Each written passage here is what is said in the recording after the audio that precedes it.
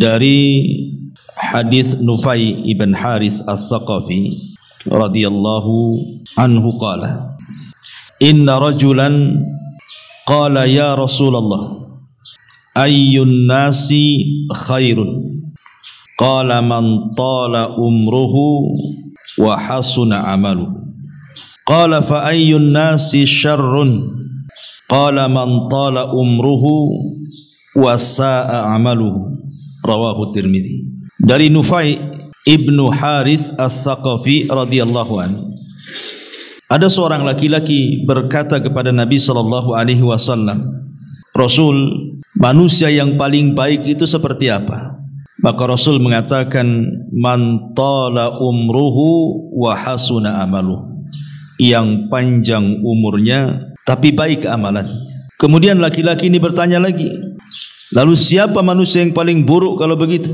Maka Rasul mengatakan, man tala umruhu wa sa'a amaluhu, yang panjang umurnya jelek pula amalannya. Dari hadis ini kita tahu bahwa orang yang dipanjangkan usia terkadang baik bagi dia, tetapi juga terkadang buruk bagi dia. Makanya kenapa Nabi SAW mengatakan, la yatamannayanna ahadukumul maut imma muhsinan fala'allahu an yazdad khairan wa imma musian fala'allahu an yasta'tid. Kata Nabi SAW, janganlah seseorang dari kalian berharap kematian. Barangkali jika dia berbuat baik, semoga bertambahlah nilai kebaikannya. Tapi jika dia berbuat salah, semoga dia bisa menyesali kesalahannya. Artinya bahwa Nabi SAW ingin menjelaskan kepada kita tentang pentingnya sebuah umur. Pentingnya sebuah umur, di mana hakikat umur itu adalah ketika seseorang menghabiskan usianya untuk ketaatan kepada Allah. Karena dalam hadis ini Nabi SAW tidak pernah memuji orang yang usianya panjang, kecuali kalau baik amalannya. Makanya kenapa Nabi SAW mengatakan, man tala umruhu wa hasuna amaluhu, yang panjang umurnya tidak sampai di sini, tetapi juga baik amalannya. Karena buat apa panjang umur kalau jelek amalannya? Karena Allah Subhanahu wa taala mengingatkan dalam surah Al-Imran ayat 178, wala yahsabanna alladhina kafaru annama numli lahum khairun li anfusihim innama numli lahum liyazdadu ithman walahum adzabun muhin. Jangan kira orang-orang kufur itu, orang-orang kafir itu, kami panjangkan usia mereka, kami biarkan mereka panjang usianya, senang hidupnya, khairun li anfusihim, itu kebaikan untuk mereka. Bukan, innama numli lahum, sengaja kami biarkan mereka panjang umur itu, liyazdadu itsman, untuk nambah dosa, dan bagi mereka adab yang sangat menghinakan. Lihat bagaimana Allah Subhanahu wa taala mengingatkan, kalau panjang umur itu tidak ada manfaatnya bagi ketaatan kepada Allah, buat apa? Jangan-jangan itu istidraj saja tuh. Dibiarkan kita panjang umurnya, dibiarkan kita senang hidupnya, tapi rupanya sengaja Allah tumpuk-tumpukan dosanya. Makanya kenapa kalau kita lihat para ulama, ada di antara mereka itu yang dipanjangkan usianya. Contoh pamannya Imam Ahmad, usianya 74 kemudian meninggal. Atau Imam Malik lah, lebih lama lagi Imam Malik itu usianya, ada yang mengatakan 83 tahun, ada yang mengatakan usianya 84 tahun baru meninggal. Kalau Imam Syafi'i mungkin lebih muda lagi meninggalnya, ya, enggak salah sekitar 50 tahun usia dia. Tapi ada ulama itu justru lebih muda lagi meninggal, seperti Imam Nawawi yang kitabnya sudah kita kaji kemarin, Arba'in Nawawi. Itu di usia 44 tahun meninggal, tapi membuahkan karya yang luar biasa. Tidak ada satupun ma'had atau pesantren di negeri ini kecuali membaca kitabnya Arba'in Nawawi, ataupun karya lainnya Riyadhus Shalihin, atau karya lainnya Syarah Sahih Muslim, dan banyak ya karya-karya beliau berkah. Walaupun pendek usianya tapi berkah. Tapi banyak orang-orang yang dipanjangkan usianya sampai mungkin 100 tahun lebih tidak pernah dikenang namanya karena tidak berkah umurnya. Lah yang kita inginkan, kalaupun kita berdoa kepada Allah Subhanahu wa taala dipanjangkan umur, itu maksudnya untuk memperbanyak ketaatan. Dan itulah doa yang didoakan oleh Rasul kepada Anas bin Malik kan. Ketika ibunya membawa Anas bin Malik, usianya Anas ketika itu 10 tahun, datang kepada Rasul dan mengatakan, "Ya Rasulullah, wahai Rasul, ini Anas putraku. Jadikan dia pembantumu dan doakan dia juga." Apa doa Nabi? Allahumma aktsir malahu wa waladahu wa barik lahu fima a'taitahu. Ya Allah, perbanyak hartanya, perbanyak anaknya, dan berkahilah apa yang akan kau berikan kepadanya. Jadi Nabi SAW tetap mendoakan Anas itu untuk diperbanyak hartanya, dipanjangkan umurnya, diperbanyak keturunannya, dan tidak lupa kata Rasul wabarik, dan berkahi juga. Karena kalau umur diberkahi itu, alhamdulillah, itulah sebaik-baik manusia. Makanya kata Anas bin Malik radhiyallahu anhu setelah lama begitu yang meninggalnya Rasul, kata Anas bin Malik radhiyallahu mengatakan, "Fa wallahi inna mali lakatsir wa inna waladi wa walada walidi la yata'adduna ala nahwil mi'atil yawm." Sesungguhnya hartaku banyak, anak dan anak dari anak-anakku alias cucuku mencapai 100 orang. Artinya doa Nabi SAW terkabulkan dan berkah. Semua anak-anak Anas ibn Malik dan juga anak-anak daripada anak-anaknya Anas ibn Malik sebagian besar menjadi para ulama. Ya. Tapi jangan pula kemudian panjang umur itu menjadi kesialan. Karena di zaman sahabat, Sa'ad ibn Abi Waqqas itu kan dikenal seorang yang mustajab doa. Sa'ad bin Abi Waqqas itu kalau berdoa itu diijabah tuh Sa'ad itu, karena memang dia yang meminta kepada Nabi SAW. Jadi di masa kekhilafahan Amirul Mukminin Umar bin Khattab radhiyallahu an, jadi Sa'ad itu kan ditugaskan oleh Umar bin Khattab radhiyallahu an untuk menjadi gubernur di Kufah. Masalahnya ada orang-orang yang tidak suka dengan Sa'ad bin Abi Waqqas ini, akhirnya membuat riak-riak fitnah. Difitnah dia, katanya Sa'ad ini sholatnya nggak beres, katanya Sa'ad ini nggak serius dalam memimpin penduduk Kufah, macam-macam lah fitnah yang diberikan kepada Sa'ad. Akhirnya sampailah di telinga Umar bin Khattab, dipanggil, dicopot dari jabatannya, kemudian diganti oleh Ammar bin Yasir. Kemudian Umar bin Khattab radhiyallahu an mulai menelisik kasusnya Sa'ad ini. Betul nggak penduduk Kufah ini omongannya? Rupanya tidak benar. Hanya 1-2 orang saja yang tidak suka kepada Sa'ad, itulah yang menjadi provokator yang memprovokasi penduduk Kufah. Dari situ geramlah Sa'ad, kemudian berdoa. Apa kata Sa'ad? Dia mengatakan, "Ya Allah, Allahumma in kana abduka hadza kadhiba qama riya'an wa sum'atan fa'atil umrahu wa atil faqrahu wa arridhu bil fitani." Ya Allah, kalau memang ucapan orang itu dusta terhadap diriku, aku tidak pernah melakukan mereka ucapkan, dan dia mengucapkan seperti itu karena ria dan sum'ah saja, panjangkan umurnya dan panjangkan juga kefakirannya, kemudian berikan sebanyak-banyaknya fitnah kepada dia. Itu doanya Sa'ad bin Abi Waqqas tuh, karena merasa pihak dizolimi masalahnya kan. Akhirnya berselang waktu panjang sekali, rupanya orang yang didoakan Sa'ad itu betul-betul panjang umurnya, panjang sekali umurnya, dan dia menjadi orang yang sangat fakir. Tidak ada orang fakir di Kufah kecuali dia. Tidak punya rumah, tidak punya apa-apa, dan dia pun menjadi peminta-minta di jalan. Kemudian banyak orang mencela dia. Tentu umur yang seperti ini tidak berkah, walaupun panjang umurnya kan. Karena panjang umur karena doa orang yang dizalimi masalahnya. Nggak berkah umur yang kayak gini nih. Dan kasusnya sama juga kepada Sa'id bin Zaid, satu di antara 10 sahabat yang dijanjikan masuk surga. Jadi dia kes dengan seorang wanita namanya Arwa bintu Uwais. Arwa bintu Aus, ya, radhiyallahu an Sa'id ibn Zaid ini, Ibn Amr ibn Nufail, ini bermasalah dengan seorang wanita jahat namanya Arwa bintu Wes kalau nggak salah.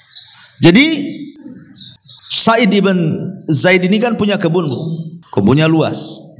Kemudian banyak pula di situ pokok-pokok kurma. Dan di situ ada sumur. Kita lihat di zaman itu air sangat mahal kan gitu ya. Tiba-tiba kemudian si wanita jahat ini mengklaim bahwa itu tanah-tanah dia, itu sumur-sumur dia, itu pula pokok kurma dia.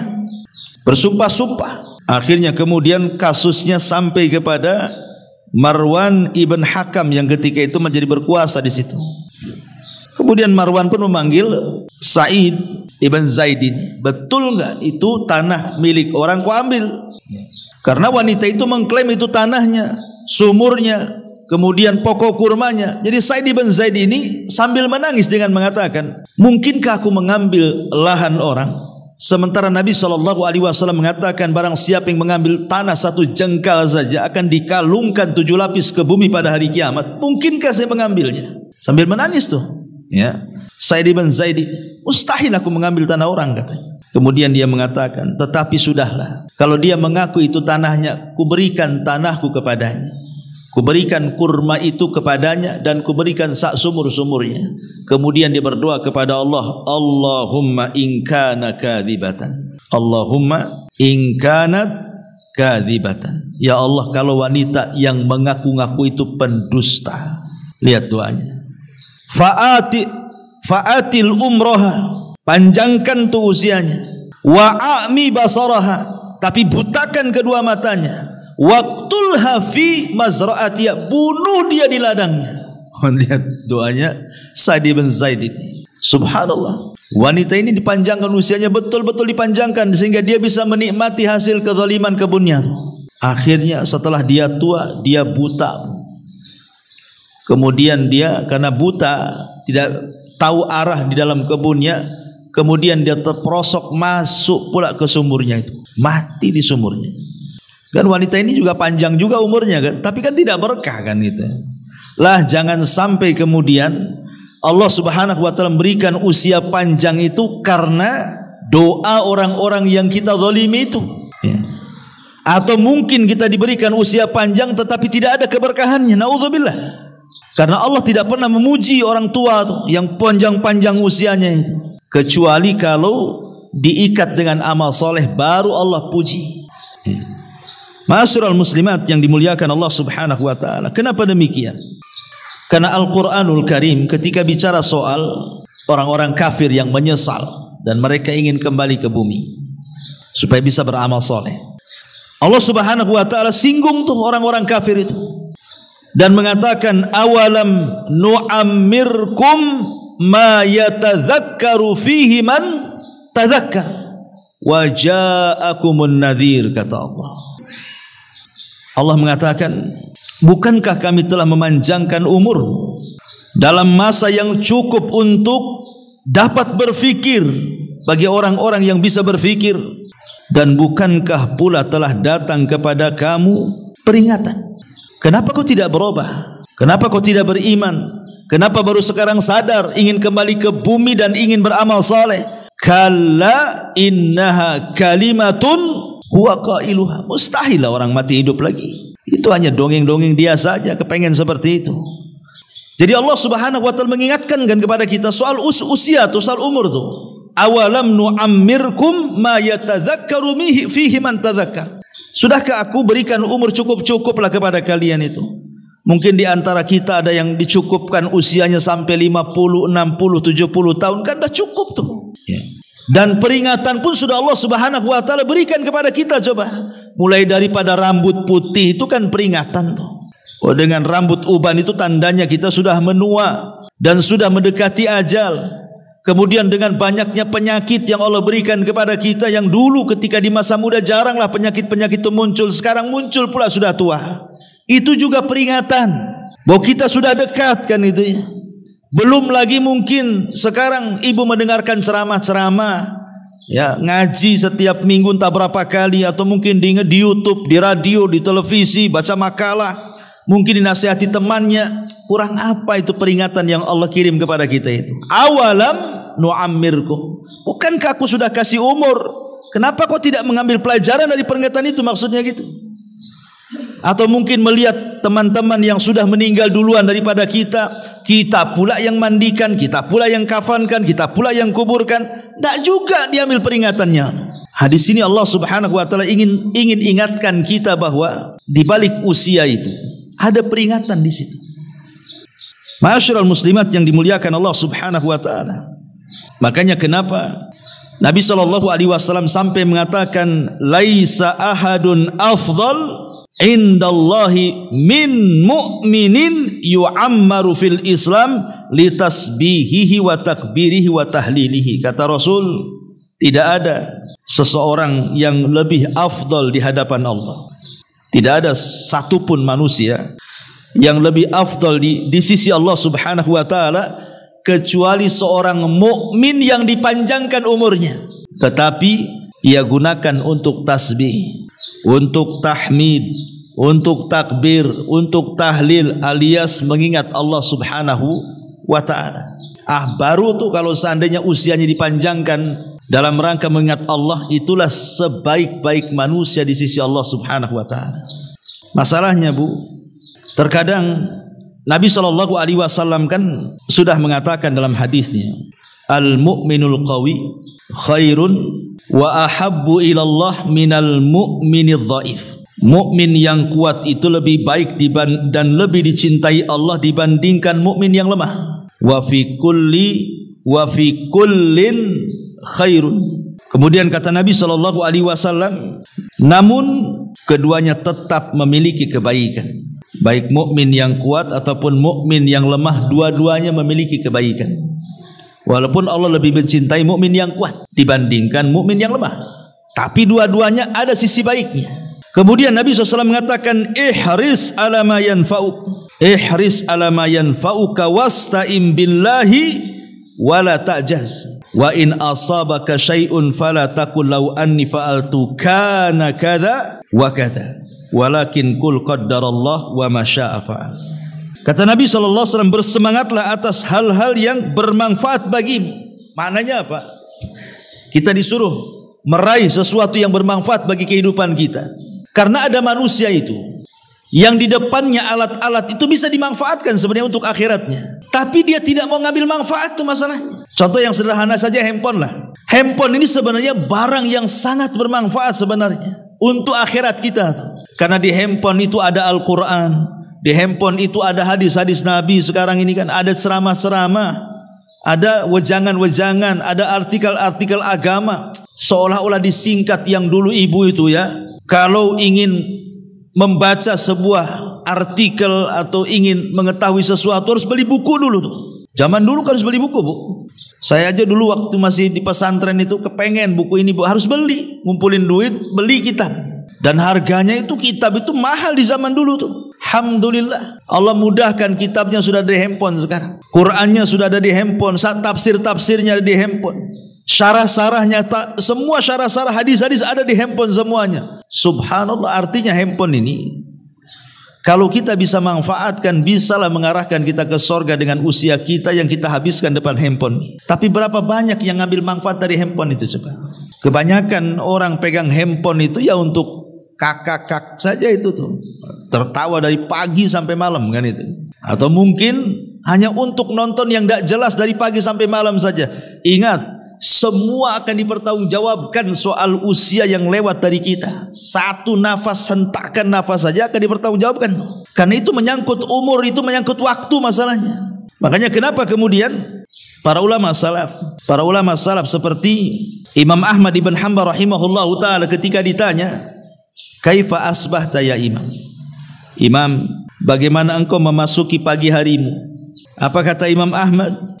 Qala, dia mengatakan, fi umrun yanqus wa dzunubun tazid, katanya. Apa kata beliau? Umurku makin berkurang sementara dosaku makin bertambah. Ini yang ngomong Imam Ahmad, yang hari-hari dia habiskan waktunya untuk mencatat, membaca dan berdakwah. Tapi dia mengatakan ketika ditanya macam mana pagi hari wahai imam, dia mengatakan setiap pagi umurku berkurang tapi amalanku tidak pernah bertambah. Persis daripada ucapan salafnya. Siapa? Abdullah ibn Mas'ud radhiyallahu an, yang mengatakan manadimtu ala syai'in nadami ala yaumin gharabat syamsuhu naqasa fihi umri walam yazid fihi amali. Kata Abdullah ibn Mas'ud radhiyallahu an, tidak ada sesuatu yang aku sesalkan dalam hidupku katanya daripada penyesalan ketika satu hari lewat bagi diriku, berkuranglah umurku tapi tidak pula bertambah pula amalanku katanya. Ini kan ulama-ulama salaf luar biasa, karena mereka ingin bahwa umur yang lewat bagi mereka itu ya bermanfaat gitu, bukan hanya lewat begitu saja dengan menghabiskan kebiasaan-kebiasaan yang tidak ada manfaatnya. Sehingga para ulama itu sampai mengkiaskan, ibu kalau dalam berniaga, namanya ibu seorang peniaga lah, tentu yang ibu harapkan apa?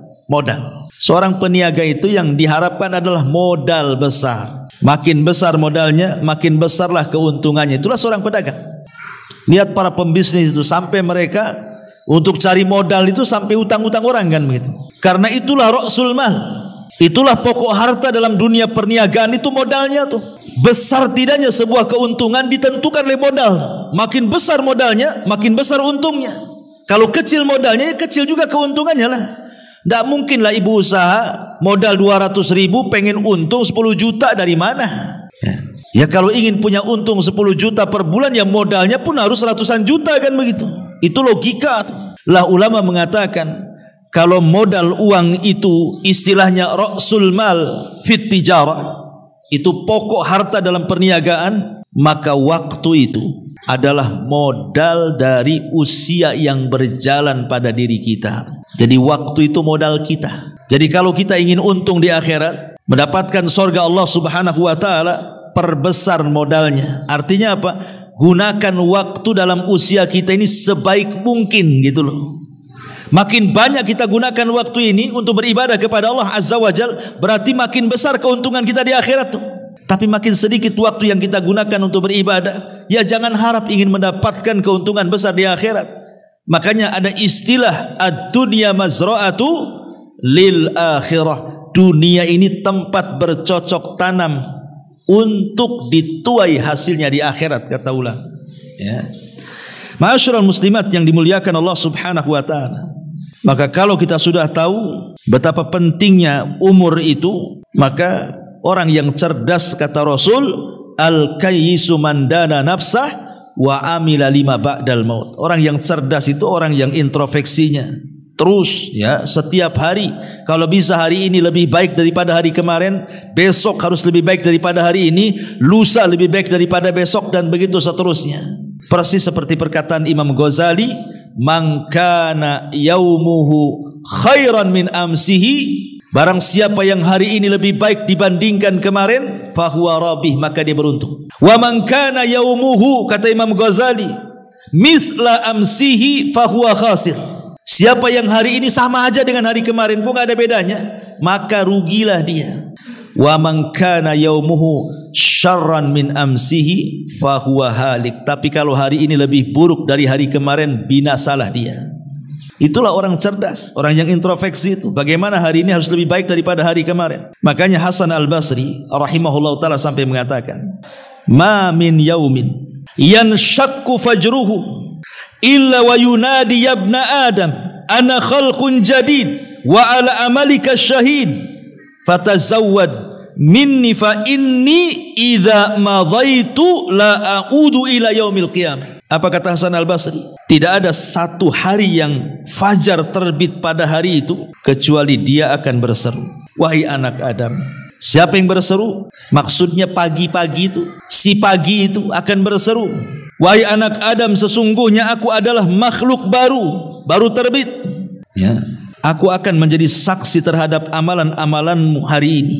Maka berbekalah dariku, karena sesungguhnya apabila aku telah berlalu, aku tidak akan pernah kembali sampai kiamat. Seolah-olah Hasan al-Basri ingin mengatakan, kalau seandainya matahari terbit di pagi hari itu, bisa bicara gitu maksudnya, maka matahari itu akan ngomong sama kita seperti itu dan mengatakan, saya ini makhluk yang baru terbit hari ini. Sesungguhnya aku akan jadi saksi untuk amalan-amalan kalian di hari ini. Maka berbekalah dariku, karena kalau aku berlalu tidak akan pernah kembali sampai hari kiamat. Makanya ada istilah, kemarin sesuatu yang mustahil untuk diulang, besok sesuatu yang mustahil untuk kita dapat, karena belum terjadi. Yang memungkinkan hari ini yang berjalan, yang mungkin kita bisa manfaatkan. Itulah salah satu perkataan Hasan Al-Basri rahimahullahu ta'ala. Ma'asyiral muslimat yang dimuliakan Allah subhanahu wa ta'ala, manusia ini pasti akan dapat ujian.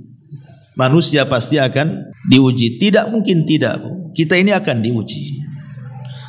Entah diuji dengan kesehatan sehingga kita lama terbaring sakit, entah diuji dengan ekonomi sehingga kita stres setiap hari mikir cari duit, entah diuji dari pasangan lah gitu. Ibu asik mikir suaminya saja pengen bayi, sibuk diuji dengan anak-anaknya, rutinitasnya sibuk dengan anak-anaknya saja.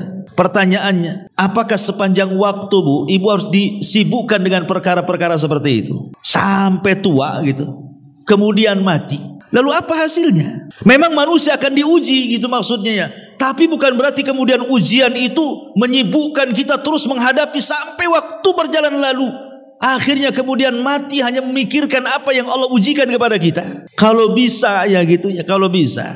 Ya ujian memang ujian. Adalah hari-hari mungkin yang buat kita stres, buat kita bingung kan. Tetapi bukan berarti kita tidak bisa beribadah kepada Allah. Sakit-sakit iya sakit, tapi kalau bisa lisan tetap berzikir. Boleh jadi mungkin ibu stres kadang-kadang dengan suami, dengan anak-anak, tetapi luangkan waktu juga untuk beribadah kepada Allah Azza wa Jalla. Sebab disitulah kadang-kadang manusia diuji itu. Kalau sudah sakit, udah lupa ibadah kan begitu. Kalau sudah miskin gitu ya, sudah susah cari uang, jangankan cerita hadir di majelis taklim, ke masjid sholat pun tidak. Ini kan masalah. Atau diuji dengan kekayaan, makin lupa diri pula dia. Nah, jangan sampai kemudian waktu berlalu akhirnya tidak ada pula lah yang bisa kita manfaatkan dalam hidup kita dengan ibadah dan memperbanyak pahala di hadapan Allah karena sibuk tadi menghadapi ujian tadi. Karena begini ya, ada sebuah syair yang mengatakan, tazawwad minat taqwa fa innaka la tadri idza janna al-lailu hal ta'ishu ilal fajri wa kam min sahihin mata min ghairi illatin wa kam min alilin ashahinan minad dahri fa kam min fatan amsa wa asbaha dhahikan wa qad nusijat akfanuha wa huwa la yadri wa kam min sigarin yurtaja tula umrihi wa qad udkhilat ajsamuhum zulmatal qabri. Seorang penyair mengatakan, ada mengatakan di perkataan Imam Syafi'i rahimahullahu taala, berbekalah ketakwaan karena sesungguhnya engkau tidak tahu jika malam telah tiba apakah engkau masih bisa hidup hingga di pagi hari. Kita tidak tahu kalau sudah tidur Bu, apa yang bisa bangun lagi? Tidak ada yang tahu. Betapa banyak orang-orang yang sehat kemudian meninggal tanpa didahului sakit. Dan betapa banyak orang-orang sakit yang masih bisa hidup beberapa tahun lamanya. Berapa banyak pemuda yang tertawa di pagi hari dan petang harinya, padahal kain kafan mereka sedang ditenun dalam keadaan mereka tidak sadar. Berapa banyak anak-anak yang diharapkan panjang umurnya, padahal tubuh mereka telah dimasukkan ke dalam gelap gulitannya kuburan. Dan di sini kita tahu bahwa karena kan kita tidak tahu nih kematian nih kapan, dan usia ini terus berjalan kan gitu ya. Maka orang yang cerdas itu kan harus mempersiapkan bekal sebelum kematian. Mandana nafsa wa amila lima ba'dal maut kan itu. Makanya kenapa kemudian Nabi SAW ingin katakan sebaik-baik manusia man tala umruhu wa hasuna amaluhu. Orang yang panjang umurnya tetapi baik pula lah dia amalannya.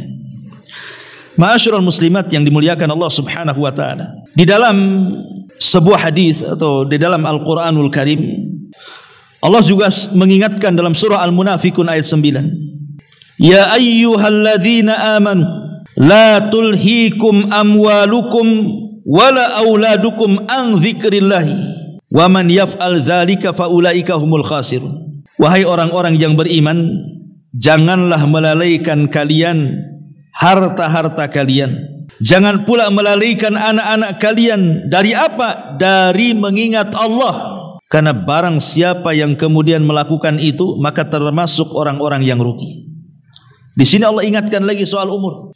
Jangan umur kita ini disibukkan dengan harta, lupa akhirat gitu ya. Disibukkan dengan anak-anak, lupa akhirat. Karena kalau itu yang kita mau, kita habiskan umur kita hanya untuk cari duit saja, cari harta saja, dan sibuk hanya mikir anak jadi apa gitu ya. Rugi dia. Ya.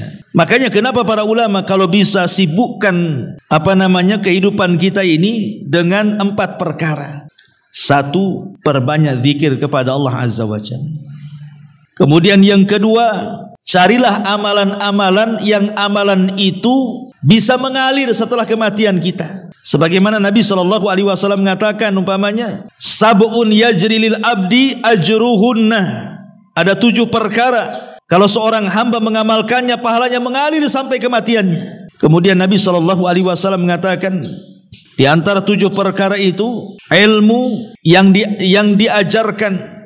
Kemudian man 'allama ilman, siapa yang mempelajari ilmu kemudian disebarkan, au ajra nahran, ataupun bersedekah air, au hafara bi'ran, ataupun menggali sumur, au gharasa nakhlan, atau menanam pokok kurma dan kemudian setelah berbuah disedekahkan, au bana masjidan, ataupun membangun masjid, au warratha mushafan, ataupun membeli mushaf dan diwakafkan, au taraka, ataupun di sini au taraka waladan yastaghfiru lahu ba'da mautihi, ataupun meninggalkan anak yang kelak akan memintakan ampun untuk orang tua setelah kematiannya. Jadi orang yang cerdas itu supaya umurnya tidak sia-sia, maka carilah amalan-amalan itu yang sangat manfaat untuk kehidupan kita setelah kematian. Ya, semua amal itu bermanfaat, tapi seorang muslim kan harus memilah-milih gitu ya, supaya amalannya itu langgeng sampai kematian dia, sehingga pahalanya terus mengalir menjadi amal jariyah. Ma'asyiral muslimat yang dimuliakan Allah Subhanahu wa taala. Ya. Ini yang kedua. Yang ketiga, mudawamatu ala al-amali saleh. Senantiasa istiqomah untuk beramal saleh. Istiqomah beramal saleh itu artinya tidak apa-apa amalan itu sedikit, tapi yang penting terus-terusan. Karena Allah itu tidak akan bosan dengan amalan kita, kita yang akan bosan untuk beramal. Kalau kita kemudian memborong semua amalan kita, itu tidak akan langgeng itu ibadah kita itu, karena lama-lama bosan. Makanya sedikit-sedikit tetapi tidak membosankan, yang penting terus-terusan, itu jauh lebih baik. Kata Rasul, khairul a'mal adwamuha wa in qalla. Sebaik-baik amal itu sedikit tapi terus-terusan. Ya. Sedekah, ya mungkin sedekah tak banyak ya, 100-200 ribu, banyak loh Ustaz itu ya, 10-20 ribu, oh masih banyak, ya udahlah 1.000-2.000 lah kan gitu. Yang penting kan terus-terusan tuh ya, tidak terputus sedekahnya. Karena ini yang diinginkan itu adalah fa amma man a'ta wattaqa wa saddaqa bil husna fasanu yassiruhu lil yusra. Yang kita inginkan itu fasanu yassiruhu lil yusra. Sudah mudah jalannya, Allah mudahkan ya. Sudah mudah kita sedekah dengan walaupun tak banyak kan terus-terusan tuh. Makin Allah mudahkan lagi sehingga nanti ditutup kematiannya dengan itu. Awalnya apa? Membiasakan ibadah. Makanya kalau banyak-banyak ibadah nanti bosan. Kalau sudah bosan malas, kalau sudah malas ditinggalkan pula ibadah itu. Tapi kalau sedikit-sedikit ibadahnya itu, dia minimalnya tidak akan bosan dan terus-terusan. Boleh jadi Allah tutup usianya dengan itu. Itulah makna fasanu yassiruhu lil yusra itu artinya. Ya. Atau yang keempat, al-bathu anit ta'ati wal musara'ati bil khairat. Berlomba-lomba dalam kebaikan. Kata Nabi SAW, siapa yang mengunjungi orang sakit hari ini? Kata Abu Bakar, saya. Kata Nabi SAW, siapa yang puasa hari ini? Kata Abu Bakar, saya. Kemudian Rasul mengatakan, siapa yang mengikuti orang ke jenazah ke kuburan? Kata Abu Bakar, saya. Kemudian kata Nabi SAW, siapa yang berpuasa, kemudian memberi makan, kemudian tadi orang sakit, jenazah. Kemudian Abu Bakar mengatakan, semua saya tuh. Kata Nabi SAW, siapa yang terkumpul 4 perkara dalam satu waktu, maka diwajibkan dia masuk surga. Pertama puasa, memberi makan fakir miskin, mengunjungi orang sakit, dan mengantar jenazah ke kuburan. Itu yang dilakukan Abu Bakar Siddiq radhiyallahu anhu. Itu yang disebut dengan fastabiqul khairat, berlomba-lomba dalam kebaikan.